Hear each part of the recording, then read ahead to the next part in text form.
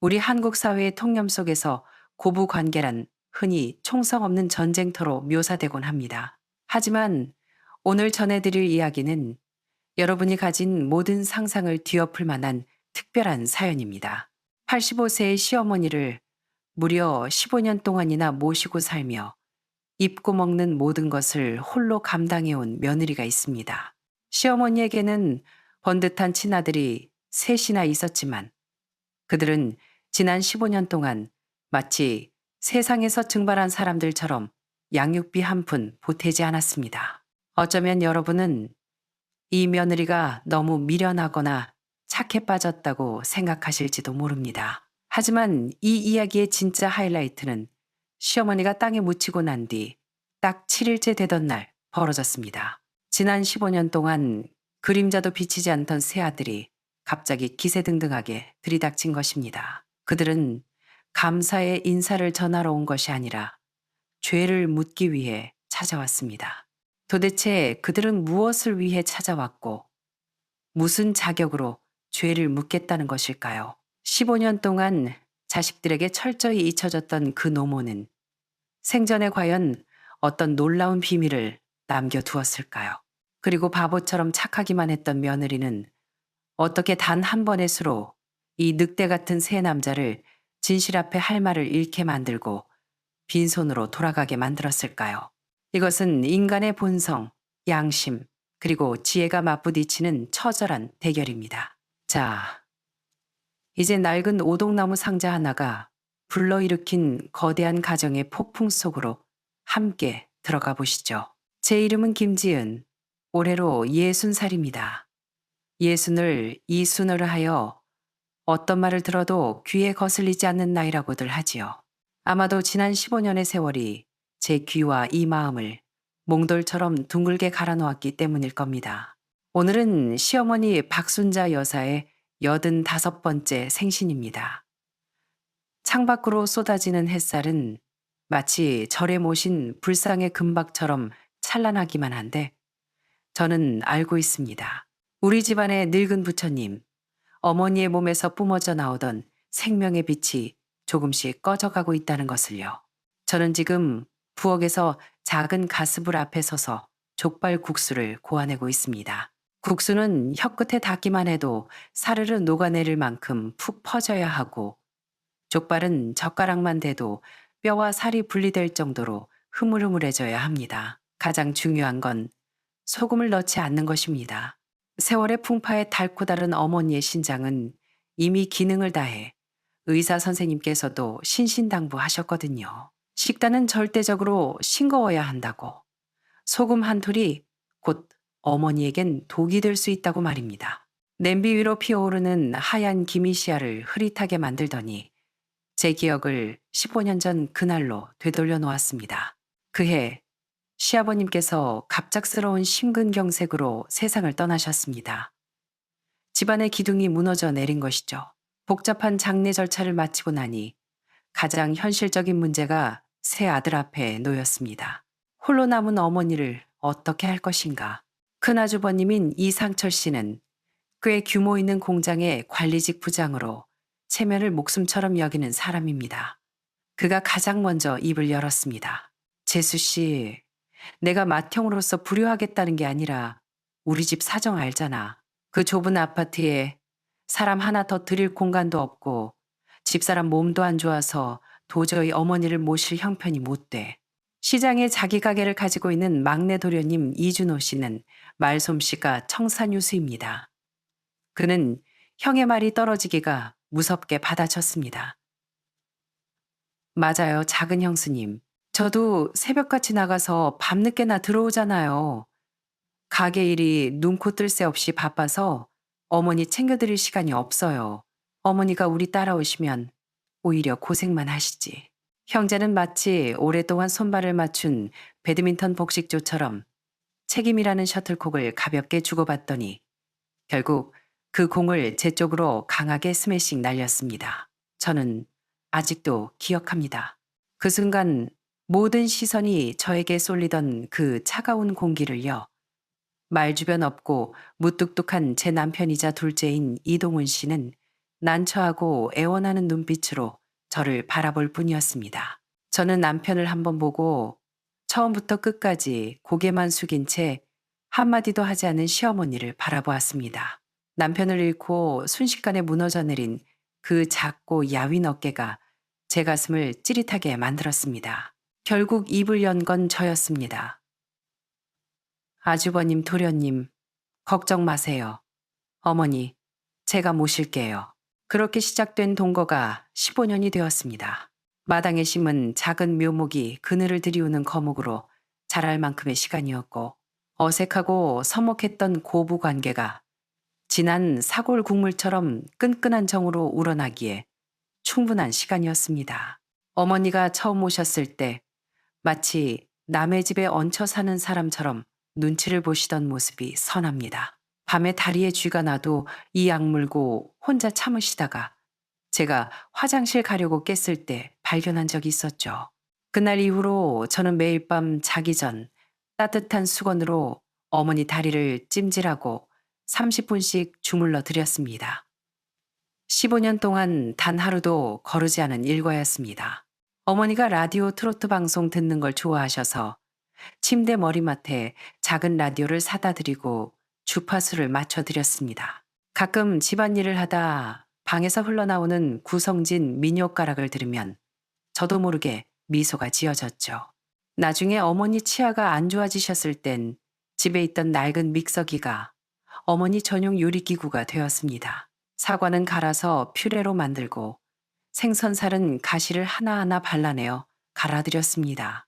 어머니가 제일 좋아하시는 감자도 곱게 갈아 뜨거운 우유에 타드렸죠. 이웃에 사는 최 여사님은 늘 농담처럼 말했습니다. 김 여사는 시어머니를 친정엄마보다 더 끔찍하게 챙겨. 저는 그저 웃어넘겼습니다. 사람 마음이라는 게 다 살 부비며 사는 정 아니겠습니까? 15년의 세월 동안 어머니는 제게 의무로 모셔야 할 시어머니가 아니라 제 삶의 일부이자 때려야 뗄 수 없는 가족이 되어 있었습니다. 따르릉. 식탁 위 전화기가 뜬금없이 울리며 회상을 깨뜨렸습니다. 손을 닦고 전화를 받으니 큰아주버님 이상철 씨였습니다. 재수 씨, 바쁜가? 오늘 어머니 생신이지. 우린 저녁에 못 갈 것 같아. 알다시피 공장 주문이 밀려서 도저히 짬이 안 나네. 수화기 넘어 들려오는 목소리는 언제나처럼 예의 바르지만 늘 보이지 않는 벽이 느껴졌습니다. 네, 아주버님. 괜찮아요. 바쁘시면 어쩔 수 없죠. 그래, 어머니한테는 생신 축하드린다고 전해줘. 재수 씨가 고생이 많아. 전화를 끊고 10분도 채 안 돼요. 막내 도련님의 전화가 걸려왔습니다. 레퍼토리는 똑같았습니다. 시장통이 바빠서 몸을 뺄 수가 없다. 형수님이 고생이 많다. 끝. 15년 동안 두 형제의 효도는 딱 이 전화 한 통과 같았습니다. 목소리는 들리지만 사람은 보이지 않는 허공에 흩어지는 말뿐인 효도. 그들은 어머니를 모시는 모든 책임을 저와 남편에게, 아니 정확히 말하면 저 혼자에게 떠넘기고는 마음 편히 살았습니다. 저는 한숨을 내쉬며 푹 퍼진 족발 국수를 수복 강령, 글자가 새겨진 사기 그릇에 조심스럽게 담아 어머니 방으로 들어갔습니다. 어머니는 침대에 누워 계셨습니다. 숨소리가 가니프고 하루 대부분을 잠으로 보내시는 상태였습니다. 제가 들어가는 기척에 어머니가 흐릿한 눈을 겨우 뜨셨습니다. 어머니, 생신 축하드려요. 국수 좀 드세요. 침대 머리 부분을 세워드리고 등 뒤에 베개를 받쳐드린 후 국수를 호호 불어 한 입 한 입 떠먹여 드렸습니다. 어머니는 힘겹게 입을 벌려 삼키셨습니다. 입가에 국물이 조금 흐르자 수건으로 닦아드리려던 찰나 어머니가 갑자기 앙상한 나뭇가지 같은 손을 뻗어 제 손목을 꽉 움켜쥐셨습니다. 그 힘은 85세 노인의 것이라고는 믿기지 않을 만큼 강렬했습니다. 마치 물에 빠진 사람이 마지막 지푸라기를 잡는 것 같은 절박함이 느껴졌습니다. 어머니의 입술이 달싹였고 탁했던 눈동자가 순간 또렷하게 빛났습니다. 무언가 할 말이 가득해 보였지만 목구멍에서는 쇳소리 섞인 바람소리만 새어나왔습니다. 어머니, 천천히요. 왜 그러세요? 제가 등을 토닥이자 어머니는 고개를 저으시더니 떨리는 손으로 침대 옆 협탁에 잠겨 있는 맨 아래 서랍을 가리키셨습니다.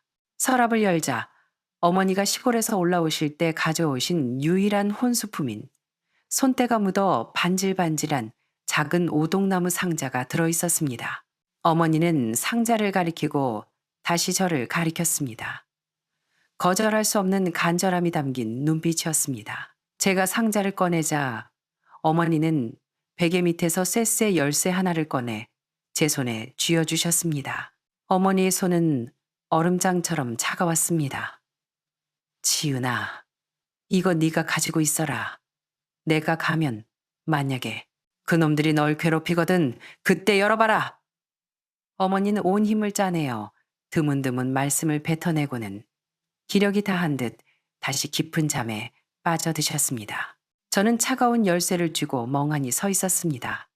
그놈들이라니 아주버님과 도련님을 말하는 걸까? 그들이 나를 왜 괴롭힌단 말인가? 어머니가 남긴 만약에 라는 단어가 가시처럼 가슴에 박혔습니다. 그리고 그 불길한 예감은 3일 뒤 현실이 되었습니다. 한밤중에 어머니의 호흡이 급격히 나빠져 구급차를 불러 응급실로 달렸습니다. 급성 심폐부전, 중환자실 입원이 필요하다는 의사의 말과 함께 간병비와 병원비라는 현실적인 산이 제 앞을 가로막았습니다. 급하게 수속을 밟고 아주버님과 도련님에게 전화를 돌렸습니다. 그들은 평소엔 코빼기도 안 보이더니 병원에는 꽤 빨리 도착했습니다. 설날에도 보기 힘든 3형제가 차가운 중환자실 앞에서 모인 것입니다. 밤을 꼬박 새워 지친 제가 입을 열었습니다.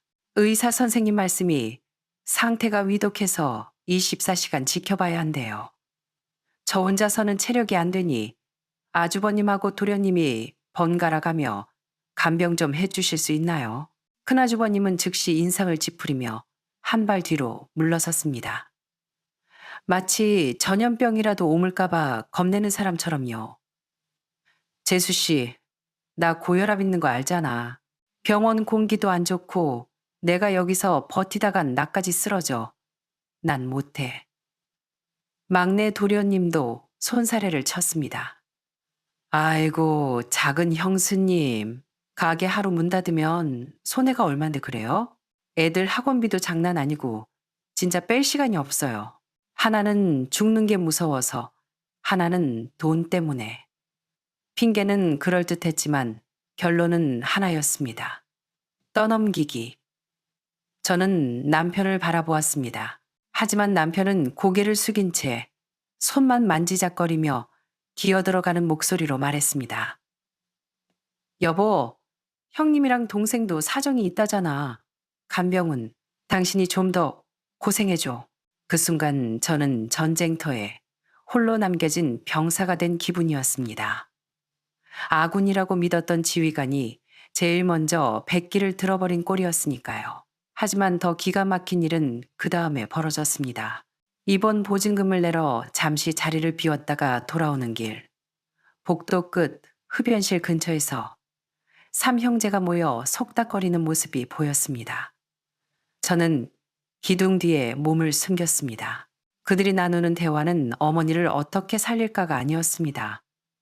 적나라한 이익 분배, 그 자체였습니다. 큰아주버님의 목소리가 들렸습니다. 자, 이렇게 하자. 어머니 병원비랑 나중에 장례비는 우리 셋이 똑같이 나누는 걸로. 대신 둘째, 네 처가 지금 일도 안 하고 시간 많으니까 간병은 전적으로 맡기고. 막내가 맞장구 쳤습니다. 맞아요. 작은 형수님이 고생하는 거 아니까 돈은 우리가 조금 더 내는 걸로 하죠. 형수님한테 주는 위로금 셈치고 대신 어머니 시골집이랑 우체국 통장에 있는 돈. 그건 우리 3형제가 원칙대로 나누는 겁니다. 이건 확실히 해두죠. 저는 입술을 깨물어 피가 날 지경이었습니다. 위로금?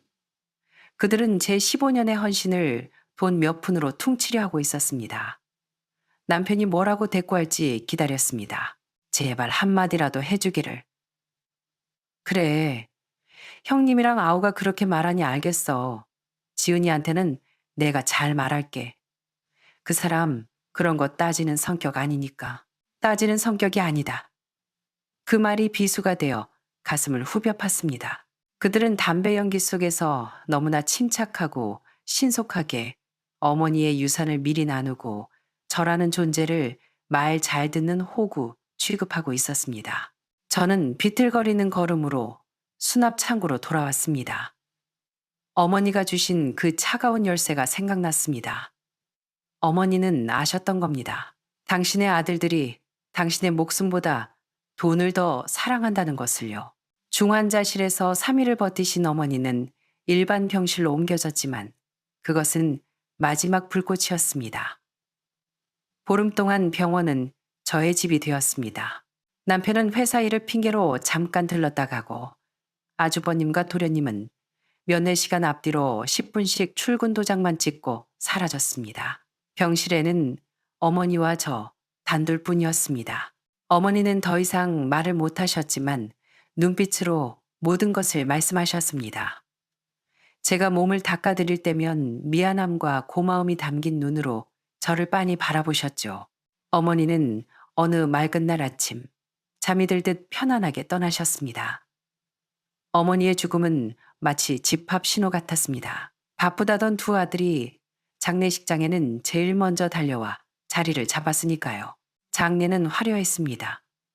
큰아주버님은 장남의 위신을 세운답시고 가장 큰 빈소를 잡고 비싼 제단 장식을 주문했습니다.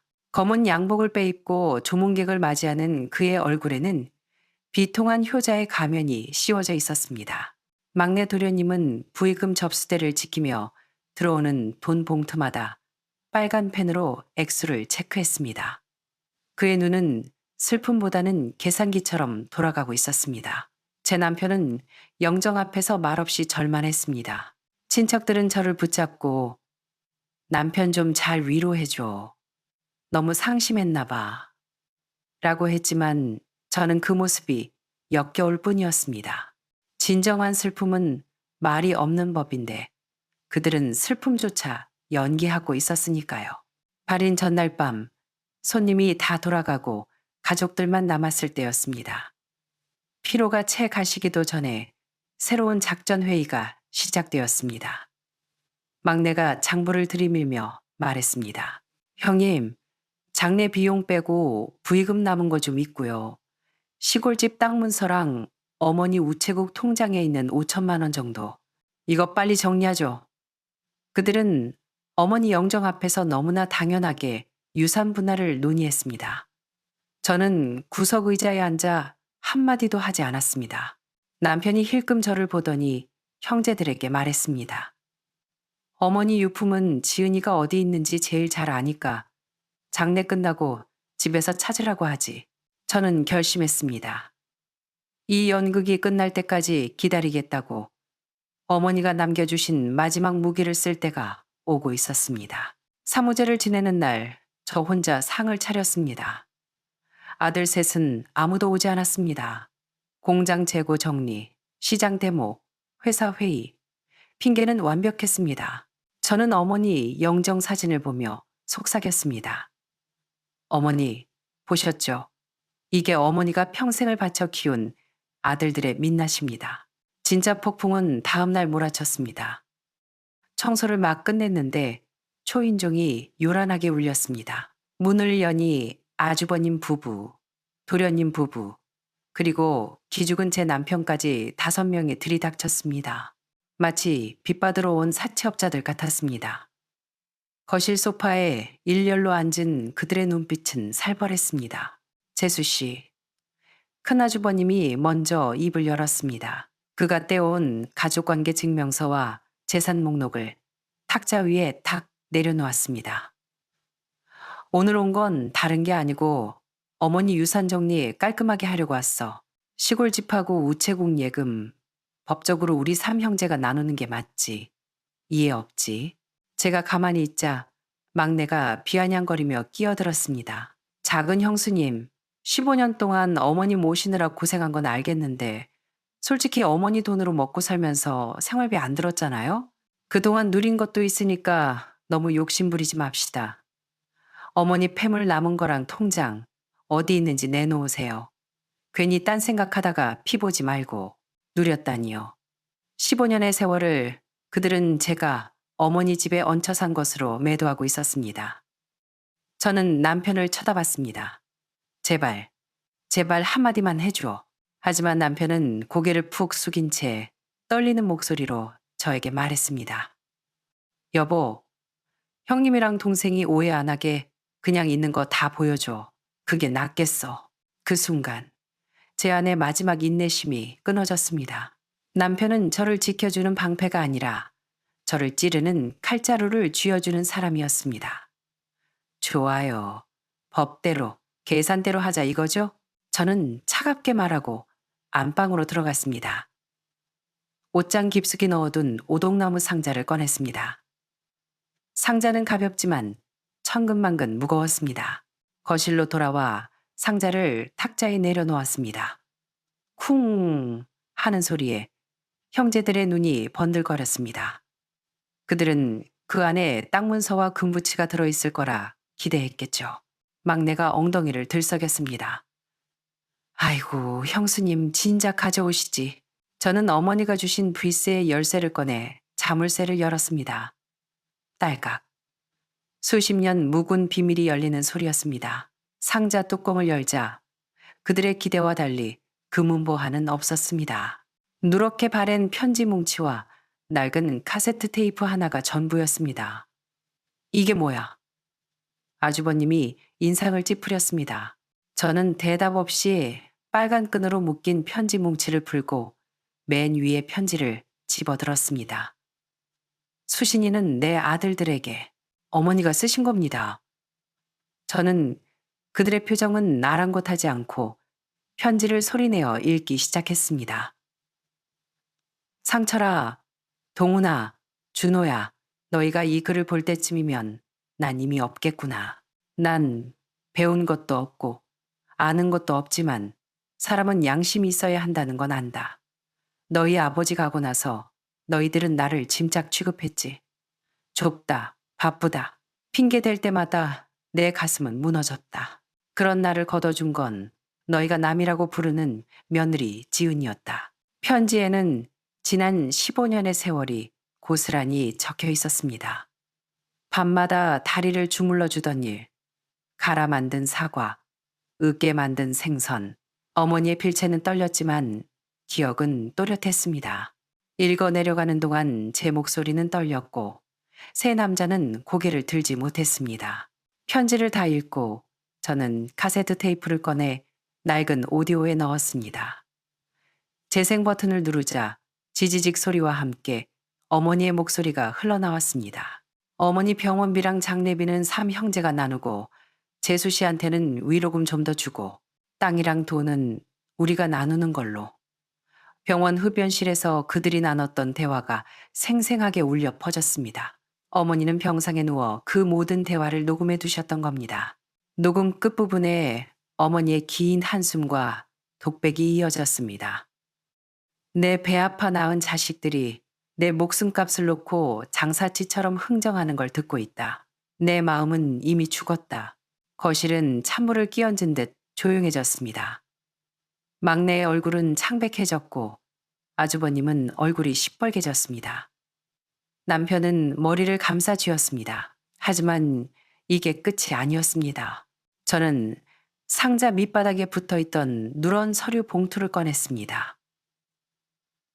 봉투 겉면에는 김 변호사 공증 사무실 도장이 선명하게 찍혀 있었습니다. 남편이 화들짝 놀라 고개를 들었습니다. 시아버님 생전에 거래하시던 그 변호사 사무실이었습니다. 이게 뭡니까? 아주버님이 더듬거렸습니다. 저는 봉투를 뜯어 서류를 꺼냈습니다. 이게 어머니가 진짜 보여주고 싶어 하셨던 겁니다. 그것은 완벽한 법적 효력을 갖춘 유언 공증서였습니다. 저는 또박또박 읽어 내려갔습니다. 본인 박순자는 본인 소유의 시골 주택 및 토지 일체, 우체국 예금 전액을 포함한 모든 동산과 부동산을. 저는 잠시 멈추고 그들의 눈을 똑바로 바라보았습니다. 둘째 며느리 김지은에게 단독 상속한다. 이는 지난 15년 동안 친자식보다 더한 효성으로 나를 봉양한 것에 대한 보답이다. 나의 친아들 이상철, 이동훈, 이준호에게는. 저는 마지막 문장을 힘주어 읽었습니다. 단 한 푼의 유산도 남기지 않는다. 말도 안 돼! 이건 조작이야! 아주버님이 벌떡 일어났습니다. 어머니가 어떻게 며느리한테 다 줘? 네가 어머니 꼬드겨서 쓴 거지? 막내도 거들었습니다. 맞아.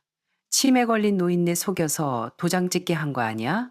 그들의 추악한 본성이 폭발했습니다. 저는 차분하게 유언장을 탁자에 내려놓으며 말했습니다. 이 유언장 김 변호사님이랑 공증 다 마친 거예요. 진짜인지 가짜인지 확인하고 싶으면 변호사 사무실 가보세요.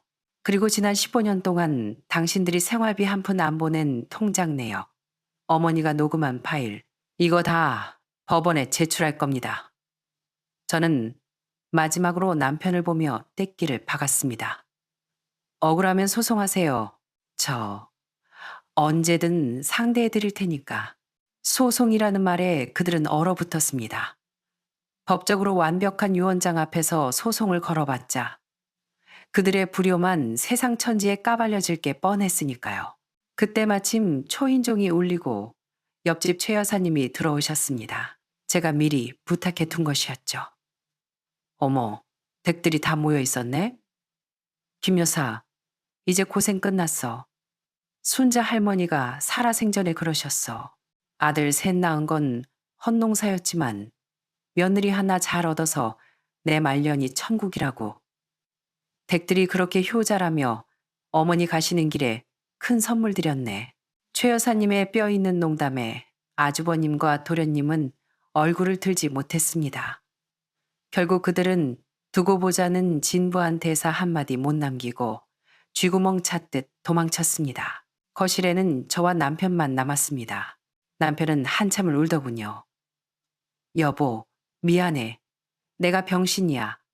형이랑 동생이 무서워서 당신한테 집만 지우고 어머니한테 죄송해서 어쩌지. 저는 안방에서 시골집 등기 권리증을 꺼내 남편 앞에 놓았습니다. 이 집 어머니가 나한테 주셨지만 명의는 아직 아버님 이름으로 되어 있어. 당신한테 선택권 줄게. 이걸로 또 형제들한테 가서 좋은 동생 노릇할 건지 아니면 저는 남편의 눈을 보며 말했습니다. 지난 15년 빚 갚는 심정으로 진짜 아들, 진짜 남편 노릇할 건지 당신이 결정해. 다음 날 남편은 식탁 위에 쪽지 한 장 남기고 시골로 내려갔습니다. 그리고 일주일 뒤 새까맣게 탄 얼굴로 돌아왔습니다. 등기 권리증과 함께 위임장을 내밀더군요. 형이랑 동생한테 다녀왔어. 다시는 우리 집에 얼씬도 하지 말라고 했어. 어머니 유산, 난 손댈 자격 없어. 당신이 원하는 대로 해. 기부하든 팔든. 남편은 변했습니다. 주말마다 시골집에 내려가 마당을 정리하고 집을 고치기 시작했습니다. 어머니에 대한 뒤늦은 속죄겠지요. 우리는 상의 끝에 어머니가 남기신 예금 5천만 원을 지역 독거노인 후원단체에 전액 기부했습니다. 시골집은 남편이 관리하며 우리가 나중에 귀농해서 살기로 했고요. 어느 햇살 좋은 날, 저는 어머니 산소를 찾았습니다. 향도 술도 없이 어머니가 좋아하시던 백합 한 다발과 그 오동나무 상자를 들고요. 저는 묘비 앞에서 편지와 녹음 테이프를 하나씩 태웠습니다. 연기가 하늘로 피어오르는 걸 보며 제가 말했습니다. 어머니, 고마워요. 어머니가 제게 주신 건 돈이 아니라 제 인생의 자존심이었어요. 이제 편히 쉬세요. 동원 씨도 이제야 철이 좀 드나 봐요. 여러분, 핏줄이라는 게 과연 무엇일까요? 15년의 헌신과 30년의 혈연, 그 무게를 잴 수 있을까요? 왕관을 쓰려는 자는 그 무게를 견디라고 했던가요? 유산을 바랐던 아들들은 효도의 무게를 견디지 못했습니다. 오늘 사연 여기서 마칩니다. 여러분의 가정에는 따뜻한 온기가 가득하길 바랍니다. 감사합니다.